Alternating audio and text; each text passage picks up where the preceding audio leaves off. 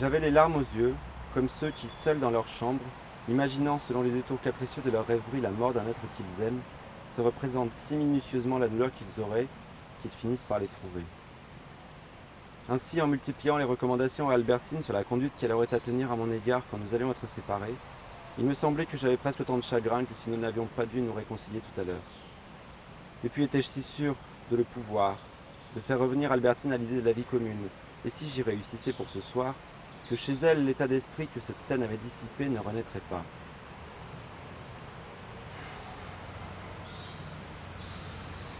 Je me sentais mais ne me croyais pas maître de l'avenir, parce que je comprenais que cette sensation venait seulement de ce qui n'existait pas encore, et qu'ainsi je n'étais pas accablé de sa nécessité. Enfin, tout en mentant, je mettais peut-être dans mes paroles plus de vérité que je ne croyais. Je venais d'en avoir un exemple quand j'avais dit à Albertine que je l'oublierais vite. C'était ce qui m'était en effet arrivé avec Gilberte, que je m'abstenais maintenant d'aller voir pour éviter non pas une souffrance, mais une corvée. Et certes, j'avais souffert en écrivant à Gilberte que je ne la verrais plus, car je n'allais que de temps en temps chez Gilberte. Toutes les heures d'Albertine m'appartenaient. Et en amour, il est plus facile de renoncer à un sentiment que de perdre une habitude. Mais tant de paroles douloureuses concernant notre séparation, si la force de les prononcer m'était donnée parce que je les savais mensongères, en revanche, elles étaient sincères dans la bouche d'Albertine quand je l'entendis s'écrier. « Ah, c'est promis, je ne vous reverrai jamais. Tout plutôt que de vous voir pleurer comme cela, mon chéri. Je ne veux pas vous faire de chagrin. Puisqu'il le faut, on ne se verra plus. » Elles étaient sincères, ce qu'elles n'eussent pu être de ma part parce que comme Albertine n'avait pour moi que de l'amitié, d'une part le renoncement qu'elle promettait lui coûtait moins, d'autre part que mes larmes qu'eussent été si peu de choses dans un grand amour, lui paraissaient presque extraordinaires et la bouleversaient, transposée dans le domaine de cette amitié où elle restait, de cette amitié plus grande que la mienne, à ce qu'elle venait de dire, parce que dans une séparation, c'est celui qui n'aime pas d'amour qui dit les choses tendres, l'amour ne s'exprimant pas directement, à ce qu'elle venait de dire, et qui n'était peut-être pas tout à fait inexact, car les mille bontés de l'amour peuvent finir par réveiller chez l'être qui l'inspire, ne l'éprouvant pas, une affection, une reconnaissance moins égoïste que le sentiment qui les a provoqués, et qui peut-être, après des années de séparation, quand il ne resterait rien de lui chez l'ancien amant, subsisterait toujours chez l'aîné.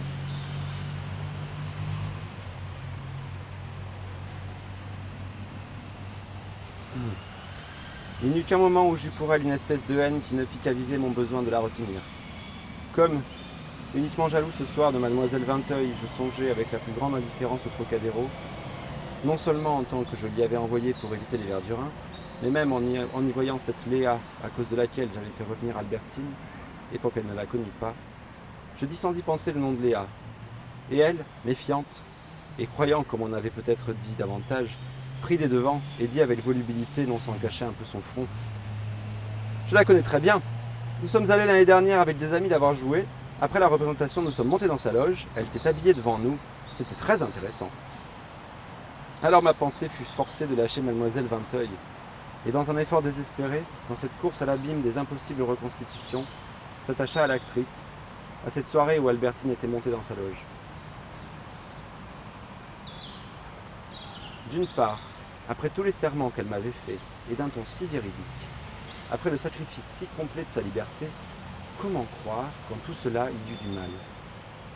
Et pourtant mes soupçons n'étaient-ils pas des antennes dirigées vers la vérité, puisque si elle m'avait sacrifié les Verdurins pour aller au Trocadéro tout de même, chez les Verdurins, il avait bien dû y avoir mademoiselle Vinteuil. Et puis au Trocadéro, que du reste elle m'avait sacrifié pour se promener avec moi, il y avait eu comme raison de l'en faire revenir. Cette Léa qui me semblait m'inquiéter à tort et que pourtant, dans une phrase que je ne lui demandais pas, elle déclarait avoir connue sur une plus grande échelle que celle où eussent été mes craintes, dans des circonstances bien louches. Car qui avait pu l'amener à monter ainsi dans cette loge? Si je cessais de souffrir par mademoiselle Vinteuil quand je souffrais par Léa, les deux bourreaux de ma journée, c'est soit par l'infirmité de mon esprit à se représenter à la fois trop de scènes, soit par l'interférence de mes émotions nerveuses dont ma jalousie n'était que l'écho. J'en pouvais induire qu'elle n'avait pas plus été à Léa qu'à mademoiselle Vinteuil, et que je ne croyais à Léa que parce que j'en souffrais encore. Mais, parce que mes jalousies s'éteignaient pour se réveiller parfois l'une après l'autre, cela ne signifiait pas non plus qu'elles ne correspondissent pas, au contraire chacune, à quelque vérité pressentie, que de ces femmes il ne fallait pas que je me dise aucune, mais toutes. Je dis pressentie, car je ne pouvais pas occuper tous les points de l'espace et du temps qu'il eût fallu. Et encore, quel instinct m'eût donné la concordance des uns et des autres pour me permettre de surprendre Albertine ici à telle heure avec Léa, ou avec les jeunes filles de Balbec, ou avec l'amie de Madame Bontemps qu'elle avait frôlée, ou avec la jeune fille du tennis qui lui avait fait du coude, ou avec Mademoiselle Vinteuil.